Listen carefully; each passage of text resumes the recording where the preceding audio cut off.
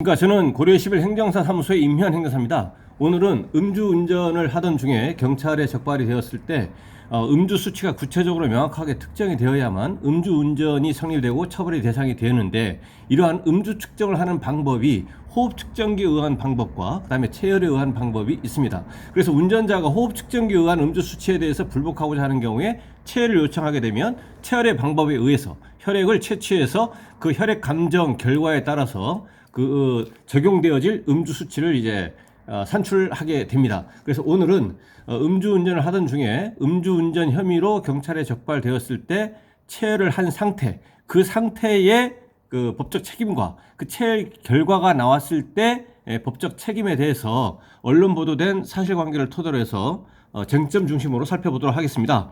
네, 오늘 영상의 내용이 도움이 되었다면 구독, 좋아요 부탁드리겠습니다. 그리고 이 영상의 끝부분에는 관련 영상이 연결됐으므로 필요시에는 참고하시기 바랍니다. 네, 먼저 제목을 보시면 음주운전 혐의 김세론 측 정확한 검사위의 체열, 귀가 조치라고 되어 있습니다. 네, 그 내용을 보시면 음주운전 혐의로 경찰 조사를 받은 배우 김세론 측이 체열 검사 요청 이유를 밝히며 앞으로 경찰 요청에 성실히 임하겠다고 알렸다. 소속사는 18일 CBS 노컷뉴스에 김세론 씨는 정확한 검사를 위해 체열 검사를 진행했으며 검사 후 보호자 동행하에 다른 조사 없이 귀가 조치되었다라며 체열 검사 결과는 2주 후 나올 예정이며 김세론 씨는 추후 경찰의 요청에 성실하게 임할 예정이라고 밝혔다. 서울 강남경찰서는 이날 오전 8시쯤 강남구 학동 사거리 인근에서 운전하다 구조모를 들이받고 도주한 김세론을 도로교통법 위반 혐의로 조사 중이라고 밝혔다라고 되어 있습니다. 그래서 여기에서 이제 보시는 바와 같이 사고가 발생을 했고 음주운전 혐의 상태에서 운전을 하다가 구조모를 들이받는 사고가 발생했고 이제 현장에서 이탈한 이제 도주 상황에서 누군가의 신고 등으로 인해서 경찰에서 이제 인지를 한 이제 사건입니다. 그런데 이때 음주운전이 의심이 됐기 때문에 경찰 공무원은 운전자에 대해서 음주 측정 요구를 할 수가 있고 운전자는 정당한 사유 없이 이를 거부할 수가 없습니다.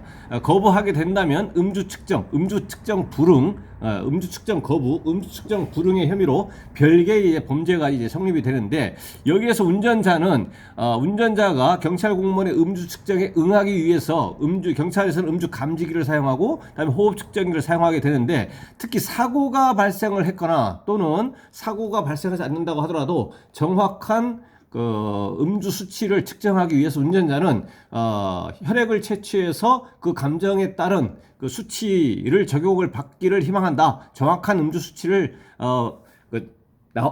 검사 결과를 통해서 음주운전이 성립이 되거나 성립되지 않거나 그 적용을 받기를 희망한다. 그래서 피를 뽑겠다, 체열을 하겠다라고 한다면 경찰 공무원은 이제 가까운 병원으로 이동을 해서 이제 의료진에 의해서 체열을 하게 됩니다. 그래서 그 체열 결과에 따라서 벌금 등 형사처벌, 면허정지 면허 취소 등 행정처분 등 이 법적 책임을 이제 부담하게 된다는 것이죠. 물론 혈액 채취에 앞서서 호흡 측정기에 의해서 측정을 했다고 해서 음주 수치가 나왔다고 하더라도 호흡 측정기에 의한 음주 수치에 불복해서 체열을 하는 개념이기 때문에 호흡 측정기의 음주 수치는 적용이 배제되고 체열에 의한 감정 결과에 의한 음주 수치를 적용하게 됩니다. 그래서 이와 같이 체열을 했을 때에는 여러 가지 쟁점이 이와 관련해서 나오게 되는데, 일단 병원에서 의료진에 의해서 의사 간호사에 의해서 피를 뽑는 것이기 때문에 체열을 하는 것이기 때문에 이 과정에서 알코올솜, 그러니까 알코올이 들어있지 않은 무알코올솜을 사용하도록 되어 있는데, 알코올솜을 사용해 가지고 실제 운전자의 음주 수치보다 과대하게 측정되어질 수 있다는 거. 그래서 그 무알코올솜을 이용하는 등으로 인해서 실제 음주 수치보다 과대 측정할 수 있기 때문에 이를 방지하기 위해서 경찰에서는 무알코올솜을 사용하도록 되어 있는데 간혹 가다가 알코올 솜이 사용되지는 경우가 있기 때문에 이런 것도 하나의 쟁점이라는 것이고, 그 다음에 이러한 체해를 함에 있어서 운전자의 동의를 받고 해야 되는데 이러한 동의 없이 이루어지는 경우가 있다라는 겁니다. 이러한 것은 이제 절차적인 위법이기 때문에 이러한 사안도 이제 간혹 발생하고 있습니다. 그리고 경찰에 직접 단속이 되는 것이 사고를 동반하지 않고 음주 검문 중에 단속이 되었든 이와 같이 구조물을 들이받아서 도주하고 나서 그 다음에 경찰에 검거됨으로써 1차 단속이 됐고, 실제 음주운전이 종료된 시점은 이 구조물을 들이받은 사고가 발생한 시점입니다. 그런데 이 이후에 병원에서 피를 뽑았기 때문에 일정 시간이 경과할 수밖에 없다는 얘기죠. 물리적으로. 그렇다면 경찰이 운전자를 병원으로 이송을 해서 거기에서 체열을 했을 당시하고 사고가 발생했을 당시, 그러니까 운전했을 당시, 음주 혐의로 운전했을 당시 그 사이는 시간적인 차이가 있기 때문에 그 차이로 인해서, 그러니까 피를 뽑았을 때 그때 수치가 운전할 당시의 수치가 아니라는 얘기입니다. 그러기 때문에 이런적인 시간적인 차이가 있기 때문에 이 시간적인 차이를 고려해서 위드마크 공식이라고 하는 것을 적용을 하게 됩니다. 그래서 실제 위드마크 공식이라는 것을 적용하게 되면 국립과학수사연구원에서 혈액감정 결과 그 음주 수치보다 실제 이 사건에 적용되어질 음주 수치는 위드마크 공식을 적용을 해서 보다 올라갈 수도 있고 낮아질 수도 있겠다라는 겁니다. 그래서 이와 같이 체열과 관련해서는 이와 같은 쟁점들이 등장하게 됩니다. 그래서 이것은 관련 쟁점을 이제 살펴볼 필요가 있겠다라는 것입니다. 체열을 했을 때는 구체적인 상황에 맞게.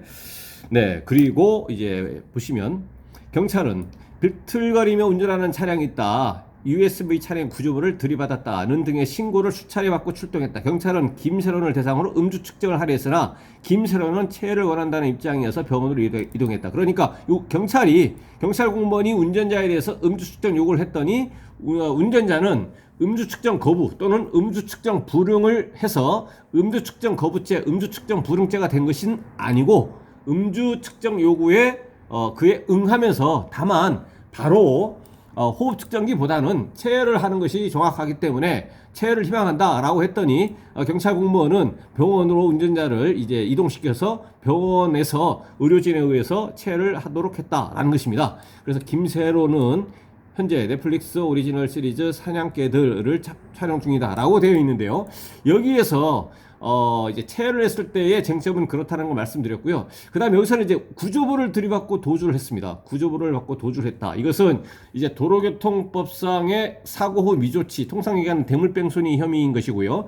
일단 이것은 이제 거의 명백하다라는 것이죠. 왜냐하면 음주 수치라고 하는 것은 음주운전은 구체적인 음주 수치가 특정이 돼야 되는데 운전자가 체열을 요구했기 때문에 현재 체열 결과가 나오지 않은 입장이기 때문에, 왜냐하면 음주운전이 성립이 되기 위해서는 구체적인 음주 수치에서 그러니까 도로교통법에서는 0.030% 이상에서 운전을 해야 되는 것이고, 그러면 운전할 당시에는 도로교통법상에서 규정하고 있는 음주 수치에 있어야 되는데 이 운전자에 대해서 현재 경찰에서는 구체적인 음주 수치를 특정할 수가 없는 상태라는 거죠. 현재는. 왜냐? 운전자가 체해를 요구했기 때문에 병원에서 체해를 해서 피를 뽑아서 그거를 국립과학수사연구원으로 보냈기 때문에 국립과학수사연구원에서 감정을 해서 그 감정 결과를 경찰에 통보를 하면 그 감정 결과를 기초로 해서 이 운전자에 적용되어질 음주 수치를 산출한다는 얘기죠.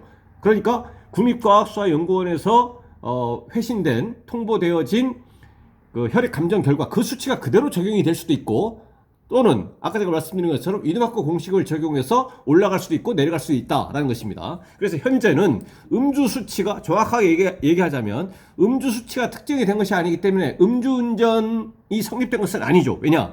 음주 수치 결과가 나오지 않은 상태니까. 그렇지만 이 구조물을 들이받은 상태, 이것은 이제 사고 미조치 로서 도로교통법 위반이 될 것이다 라는 겁니다. 그러면 여기에서 발생할 수 있는 경우의 수는 어떻게 되느냐? 일단 이 운전자가 음주운전에 대해서 혈액감정 결과 체를 해서 혈액 감정 결과 어쨌든 최종적으로 도로교통법에서 음주운전의 기준 수치를 합는 0.030% 미만으로 결정이 됐다면, 그러면 음주운전 혐의는 없는 것이고요. 그거는 없는 것이고, 여기서 이제 구조물을 들이받고 도주한 혐의, 도로교통법상의 사고 미조치만 적용이 되는 것입니다. 그러면 어떻게 되느냐? 일단은 형사 처벌은 됩니다.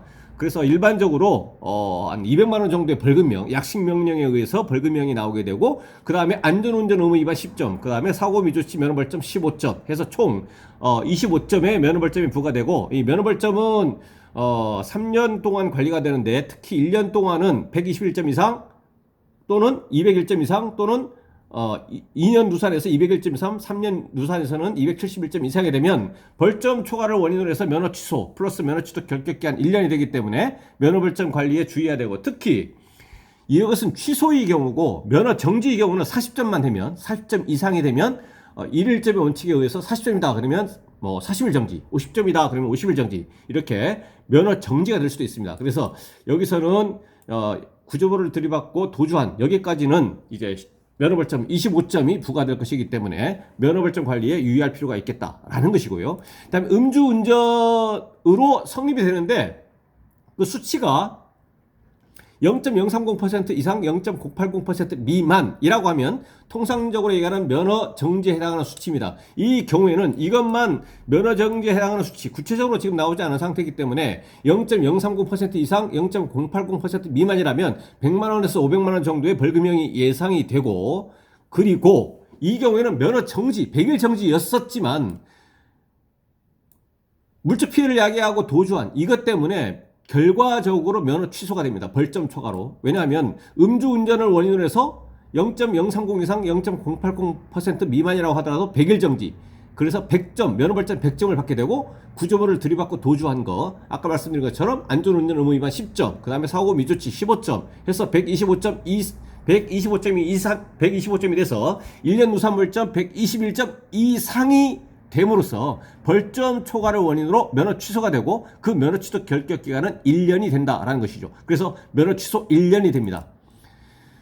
그리고 음주운전 적용이 되는 음주 수치가 0.080% 이상이다라고 하면 그 구체적인 음주 수치에 따라서 형사처벌의 정도는 굉장히 유동적일 수가 있고요. 이렇게 되면 면허는 2년 취소가 됩니다. 0.080% 이상에서는 면허 취소가 되고, 그 다음에 물적 피해를 야기한 사안이기 때문에 면허 취소 플러스 면허 취소 결격 기간 1년이 아니고 2년이 됩니다. 그래서 체열 결과 080% 이상이다라고 한다면, 이상의 상태에서 물적 피해를 야기했다라고 하면, 그래서 면허 취소 플러스 면허 취소 결격 기간 2년이 됩니다. 여기서 사고 미조치는 여기서 별다른 별도의 규정이 없습니다. 그래서 2년 취소가 되고, 여기서 도주와 관련해서 만약에 인적 피해가 있는 상황이다, 만약에, 그러면 이제 특정범죄 가중처벌법상의 이제 도주 차량이 이렇게 되는 겁니다. 통상 얘기하는 이제 대인 뺑소니가 되는 거죠. 이 경우에는 이제 음주 플러스 대인 뺑소니 돼가지고 5년 취소가 되는데, 여기서 인적 피해가 없는 것이기 때문에 2년 취소만 된다라는 것이죠. 그래서 일단은 운전자가 일반적으로 빠르면 일주일, 그래서 일반적으로 2주 정도, 1주에서 2주 정도 경과하면 국립과학수사연구원에서 체열한 그 혈액에 대한 감정 결과를 관할 경찰서에 결과 통보하면, 그 관할 경찰서에서는 이제 통보를 해서 경찰에 출석하라고 해서 적용되어질 음주 수치를 기준으로 해서 이제 조사를 받게 됩니다. 그래서 그에 따라서 형사처벌, 벌금 등 형사처벌의 문제, 그리고 면허정지, 면허 취소 같은 행정처벌의 문제가 되고, 이와 별도로 운전자는 이 구조물을 들이받았기 때문에 이 소유자에 대해서 관할 시군구청 등을 포함한 이 소유자에 대해서 민사적인 손해배상 책임이 있다라는 것입니다. 민사적인 손해배상 책임은 보험사에 면책금을 지급하고 보험사로 하여금 손해배상을 하도록 하는 보험 처리 방법을 하거나, 또는 본인이 직접 그 소유자에 대해서 직접 배상을 하는 방법이 있습니다. 그래서 여기에서는 이제 음주운전 수치가 나왔다라고 하면 크게 세 가지의 법적 책임을 지는 거죠. 민사적인 손해배상 책임, 벌금 등 형사처벌 문제, 면허정지, 면허 취소 같은 행정처분의 문제를 지게 되는 것입니다. 만약에 이 운전자가 공무원이다라고 한다면 소속기관에서의 징계까지 징계 책임까지 부담하게 됩니다. 네, 그래서 지금 현재는 체를 해서 결과가 나지 않았기 때문에 아까 말씀드린 것처럼 면허 정지도 아니고 면허 취소 상태에 있지도 않습니다. 그렇기 때문에 지금 현재는 면허 상태가 자유로운 상태로 있기 때문에 운전하고 다녀도 적법하다라는 거죠. 왜냐? 면허 정지나 취소가 된 상태가 아니니까. 그래서 운전하면 되는 것이고, 나중에 경찰에서 출석 요구를 해서 경찰에서 조사를 받고 음주운전이 이제 인정이 된다는 전제하에서, 그러니까 체열 결과 0.030% 이상이 나왔다는 전제하에서, 그러면 이제 경찰에서 임시운전 증명서를 교부하게 되는데, 그 임시운전 증명서는 그 유효기간 동안은 원칙적으로 40일인데 그 유효기간 동안은 일반적인 면허증과 동일한 효력이 있습니다. 그래서 임시면허증 유효기간 만료일 끝나는 날까지는 적법하게 운전할 수가 있고, 그 끝나는 날의 다음 날부터 면허 정지가 되거나 면허 취소가 되거나 무면허 상태가 된다라는 것입니다. 네, 그래서 오늘은 음주운전을 하던 중에 여기서는 사고가 발생했는데, 사고 발생했고 사고 미조치 건 대물뺑소니를 한 사안입니다. 이 사안에 대해서 체열을 했기 때문에 이 체열 결과가 나오는 과정에서 나올 때까지 운전을 할 수 있는지 여부, 그 다음에 나온다면 그 수치에 따라서 적용되는 것이 다를 수가 있겠다라는 내용으로 언론 보도된 사실관계를 토대로 해서 살펴봤습니다. 네, 오늘 영상의 내용에 질문 있으시면 댓글 남겨주시고, 그러면 대댓글이나 별도 영상으로 답변 드리겠습니다. 오늘 영상의 내용이 도움이 되었다면 구독, 좋아요 부탁드리겠습니다. 네, 감사합니다.